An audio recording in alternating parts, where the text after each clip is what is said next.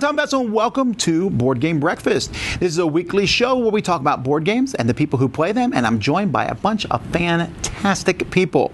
So this week is Essen, big fair 2019, happens in Essen, Germany every year, the Spiel. We are going there, me, Sam, Z, Mandy, Suzanne, Eric, and many others are going to be there, and we'd love to see you all. We're going to be at the Rathscauer's booth in Hall 1. We have a link to that below. We'd love to see you there. We're playing games with people there. It's just going to be a fantastic time. And if you miss some of our promos from our Kickstarters and you want to help support Dice Tower, you can come by and get those. Or if you just want to come by and say hi, we'd love to see you there. If you're not going, obviously, don't worry. We still got other videos going up this week. There won't be as much live stuff happening, but we still have various videos going up and some pretty big name reviews coming your way. So with that being said, though, let's get started with this week. Hey folks, so this week for what I found on the internet, I wanted to show you something that I use a lot because it's a very useful tool, and especially as I get ready for different conventions, and specifically Essen Spiel Fair. And so what we have here is a website here called Tabletop Together. And on Tabletop Together, it has a lot of different things on it. There's the Tabletop Together tool. So if you go here, you can see that login. So I'm just going to log in to this thing. And on Tabletop Together tool, this now shows the Spiel 19. You can pick which convention you want to do. And I'm looking here at Spiel 19. And what this does is it will sort it. So I can look here at the top and it will show games. And it will show all the different games. So I could look at all the games, for example, here. And then on the side here, you can click on your opinion of that game. You can ignore, maybe like, want, need. So I have some of these games ignored here. Not because I dislike them per se. Maybe I do dislike them. But there's demos. So I want to get rid of demos. And in fact, they have filters that you can do here. So I can click on filter and I can say, I would like to exclude demo games. And I don't want to have expansions. And I don't want to see anything that's not prioritized. And I want to see anything that I don't want to see anything that I said ignore on. And then I click this filter. And then we can go through here and look, and these are games that I'm interested in. So I'll go slide through these, look at them, and I can write notes on these and so on and so forth. It's a really handy website. So you can see here all different games that I've been talking about, thinking about getting, and I'm taking a look at these, and like there's Bloomtown, for example. I have Bloomtown, so I'm going to put this on ignore because I already have it. And so this is a way for me to go through this and when I'm done with this, I can open up here at the top. I can go up to games and I can just click on the games that I want and it will show those. You can also print these if you want to. I can go up here to print and I can do it the best way, in my opinion, is to do sort it by hall and booth. So I go here and what it will do is it will print this and it will tell me hall 1 and then it lists them in order from where they're located in the hall.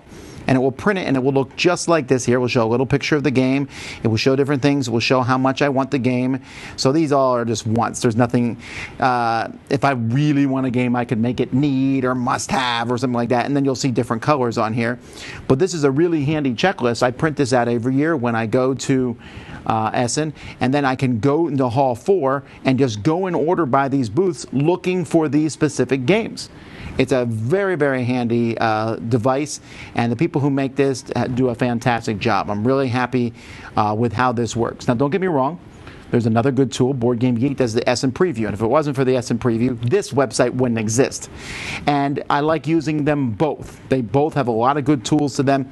The Tabletop Together has a slight advantage for me in the fact that I like how condensed the information is, and when I print it, how useful it is for me to go around and pick up the stuff in. But they're both fantastic websites.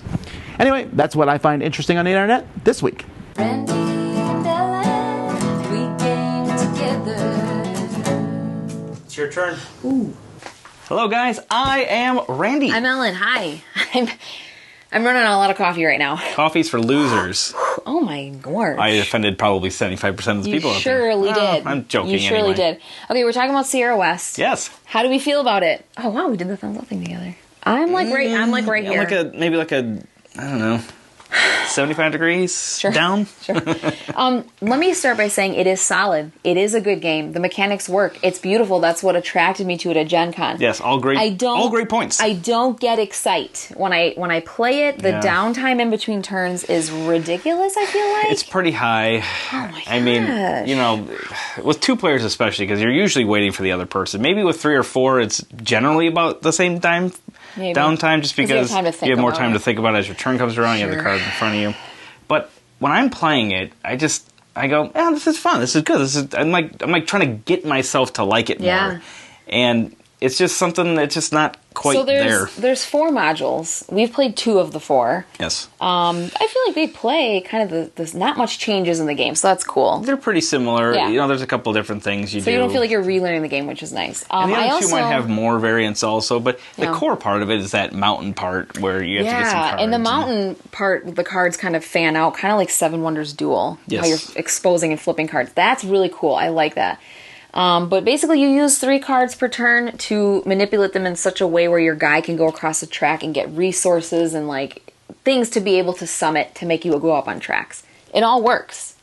It's works. Good. Lots of great mechanics. It really is mechanically sound. It is. Good game. I just don't love it. It's just not quite clicking for whatever reason. I don't know. Maybe we'll try it one time at like 3. I don't see how that would really change I'll be out of town that day. Though. No, I do feel bad because it's good. I don't want to deter anyone. I feel like this is a situation where I'm like, just try it because I don't even know how I feel. Definitely try it. You might like it. A lot of people have. It's it just didn't quite have that click. And with so many other games out there, that's what it came down to. Yes. As I'm playing it with so many other games, they're like, it's good, but I don't like it enough to not play it over so many of our other games. There you have it. So sorry. There you go. Sorry, not sorry. You know, that's cliche. Whatever. All right, guys, check us out there and the picture of the day. Goodbye. Bye.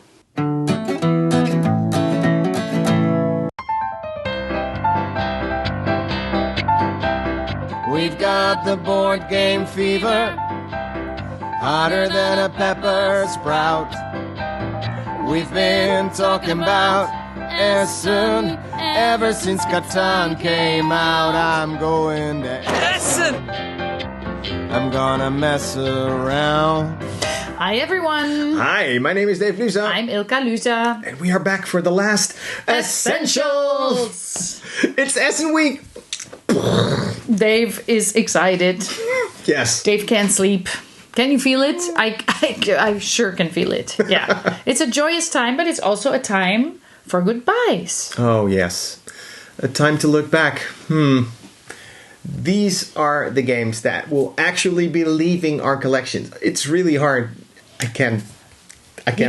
The purge is a real thing. The purge happened, and so we're gonna get rid of all these games, but they're gonna go to a happier place on a farm. No, they're gonna go to a happy home. Someone is gonna be very excited about them, so that's good, right? Yes, that's indeed a good thing.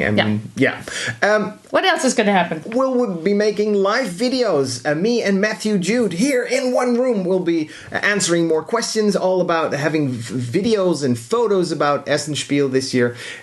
Doing what we've been doing the last couple of years, what I've been doing, making vlogs, and we're doing them live now. So you can talk back and say and ask questions and stuff. The weather's going to be okay-ish in the high 50s, low 60s, a little chance of rain. Bring an umbrella, it's Germany, who knows? Yes. Yeah. Yeah. Thanks for watching this series of Essentials. We loved making these videos. And if you see us in Essen, talk to us. Say hi, because we love doing that. We're both at the Dice Tower booth at different times. Yeah. Say hi to us. We'll say hi back. Then you will say something. Something will happen. A conversation, maybe. Yeah, sure. Yeah. Thanks for watching. See you next time. My name is Dave Luza. I'm Ilka. Bye. I was walking in Essen. Walking with my feet 10 feet of a spiel. Walking in Essen. But do I really feel the way I feel?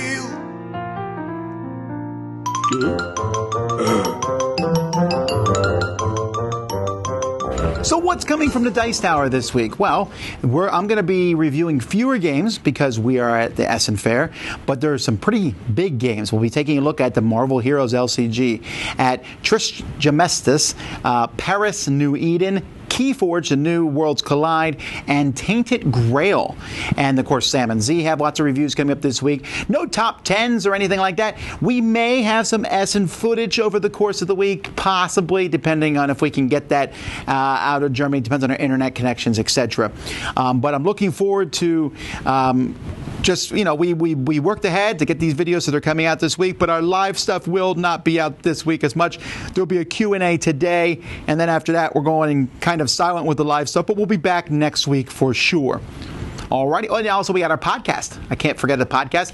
That's coming out this tomorrow, Tuesday, and that is me, Eric, Mandy, and Suzanne, all talking about the different games coming out of Essen and what we think of them. All right, let's keep moving. Happy breakfast, everyone. Now, today I'm going to talk to you about a very different side of Essen. Most people go there to buy games or play games. I'm going to do that too, but I'm also doing something this year which is pitching a game to a publisher. Now, I'm not going to say what publisher, but I will tell you that I am excited to pitch to each and every one that I'm going to talk to. I enjoy playing my game. I've played it with others, but it doesn't stop it being a slightly sort of nerve-wracking experience. Now, to give you a bit of insight, I've been building the game, prototyping it, playing it in prototype form and everything like that for a number of months now. And before Essen, a few weeks ago, the way it works is I started sending out sort of a short video with some facts about the game to various publishers. Now, I'm not going to lie. The majority you don't hear from, or at least I didn't hear from, but some will respond, maybe asking for a full rule book. Some will say, yes, let's meet at this time, and you're sort of given a half-hour slot. Now, I have no idea at this point how those meetings are going to go, but it's still exciting. And, you know, if you're thinking of making your own game, if you've got that idea buzzing around your head, write it down. Get some just plain cards right on that. Plain dice you can buy. You can pretty much get anything you want and you can make a prototype with it. Now, if you're in that situation, do it, give it a go. I don't know how it's going to go, but it could be very fun for you. Anyway, I'm Oliver East, signing out. Hi, everybody. Hello, we are Ryan and Bethany. From Ryan and Bethany, Board Game Reviews. All right, today we're talking about Horrified. But before we do, let's bridge the gap between health and board games. All right, so we are in the middle of our Board Game Geek Weight Loss Challenge. Basically, you have 8 weeks to try to lose 6% of your weight, and if you do, you get to share a pool of Geek Gold, which is like the currency on BGG. But it's so much more than that. The community of the people that participate in this are amazing. They really care about you doing well, even if they're not doing well, and I just like that internet environment. Also, it's kind of where we live with board games and health. It's our perfect place. Yeah, we feel right at home there. All right, so Horrified is a full cooperative game. You are heroes trying to defeat the Universal Studios monsters in this village. This game is super simple to teach. I think that's one of the reasons why a lot of people are talking about it right now is the fact that they can teach it to any of their groups. Yeah, there are 6 scenarios in the box, and you get to play with either 2 through 4 of them, depending on how difficult you want it, so there's a lot of variety in there. There are some games that get a ton of hype when they come out, and everybody's talking about them. And sometimes people just don't talk about them after the hype dies away, like Splendor. But I do not think this is going to be one of those games. I think that Horrified's good, and that's why it's getting all the hype it's getting right now.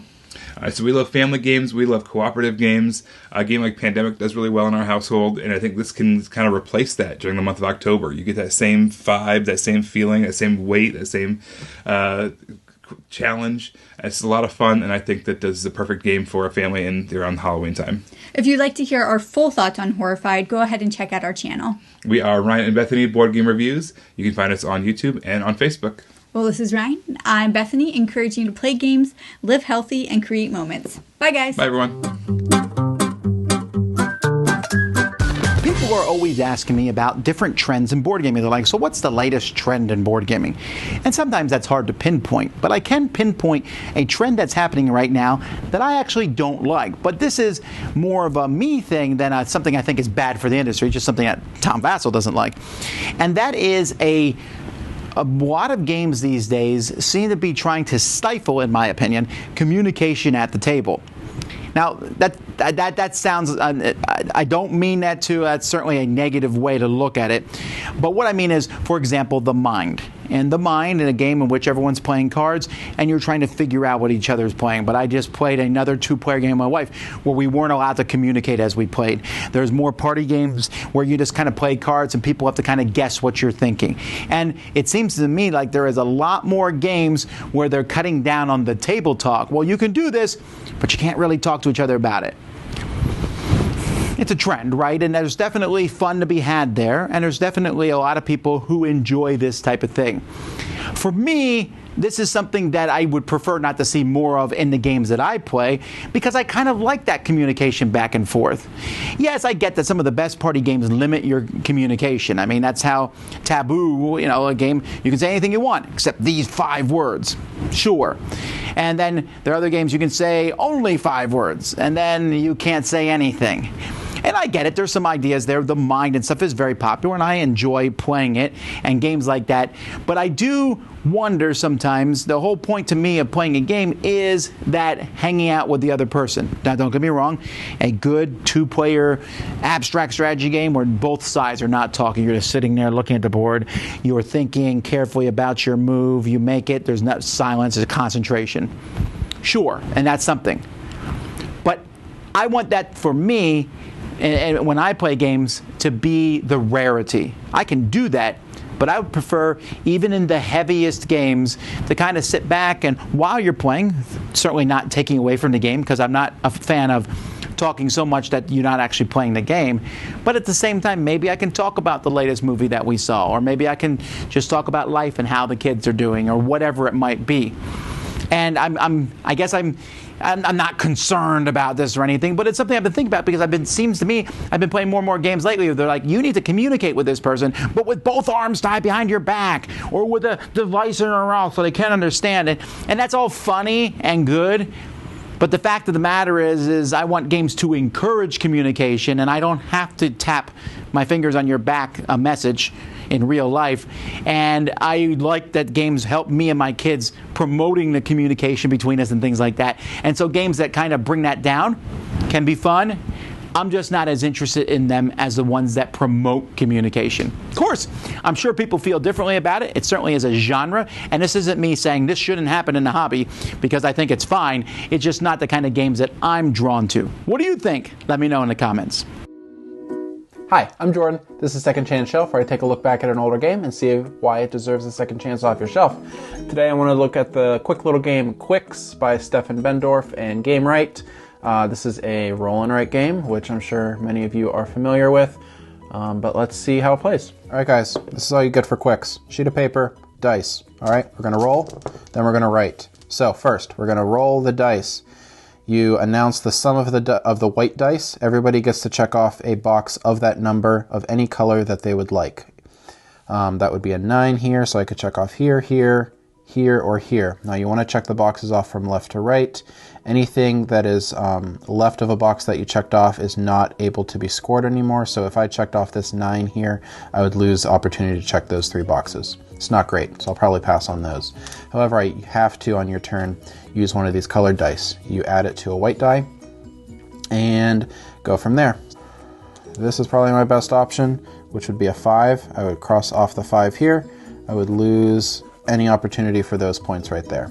This is what your sheet might look like at the end of the game. You count up the number of X's you have in each row, find it on the chart down here. So if I had 2 X's, that would be 3 points.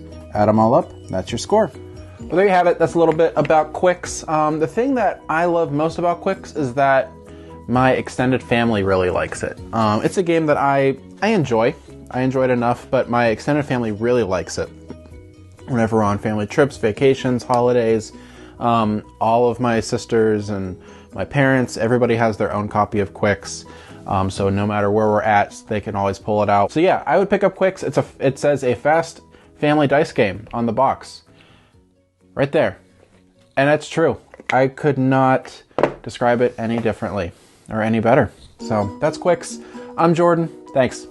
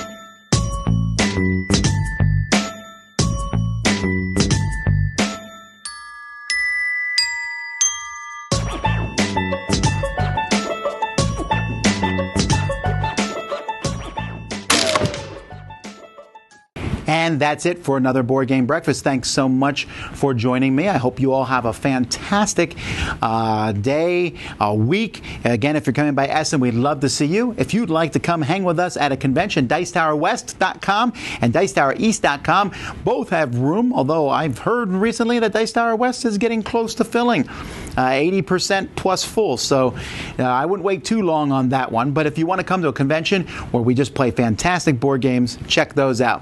We hope to see you at Essen this week, and if not, we'll see you here off our screens. And if you ever miss us, there are thousands and thousands of videos in the back catalog. And if not, turn off the screen and just go play games. Or don't. Have a fun time. I'm Tom Vasel. We'll see you next time. Thanks for watching Board Game Breakfast. Tune in each week for your daily dose of gaming goodness with Tom Vasel and all the gang. Until next time, I'm Eric Summerer, and you've been watching Board Game Breakfast, a Dice Tower production, sponsored by Cool Stuff Inc., an amazing place to buy board games. Cool stuff in stock at CoolStuffInc.com.